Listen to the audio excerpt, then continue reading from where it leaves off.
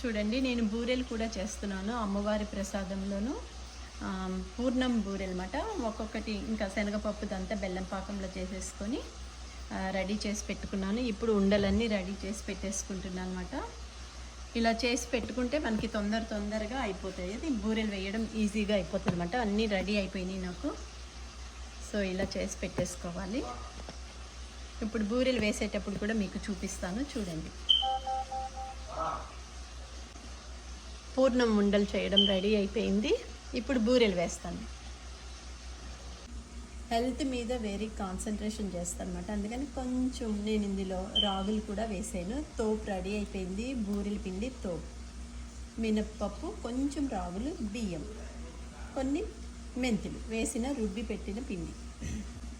చూడండి, ఇందులో మీకు నల్లగా కనపడుతున్నాయి కదా. కొంచెం నేను రాగులు కూడా నానబెట్టి ఈ తోపు తయారు చేశాను అనమాట.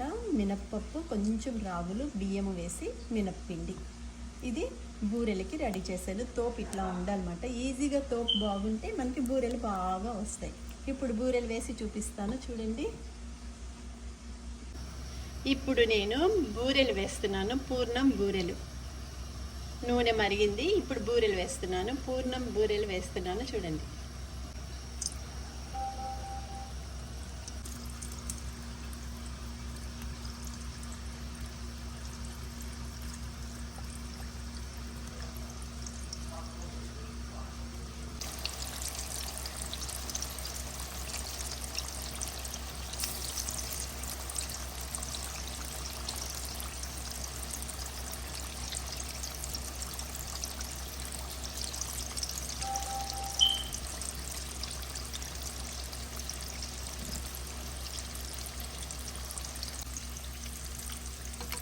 చూడండి, ఈ బూరెల్ని మెల్లగా తిప్పాలి. ఎందుకంటే బూరె ఒక్కటి చీదినా నూనె అంతా పాడైపోతుంది. మెల్లగా ఇట్లా తిప్పుతూ ఉండాలన్నమాట.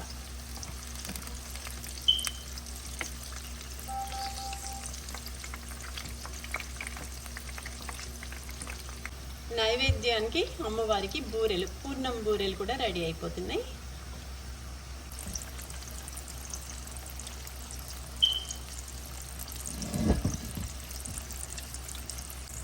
చూడండి, బూరెలు రెడీ అయిపోయినాయి.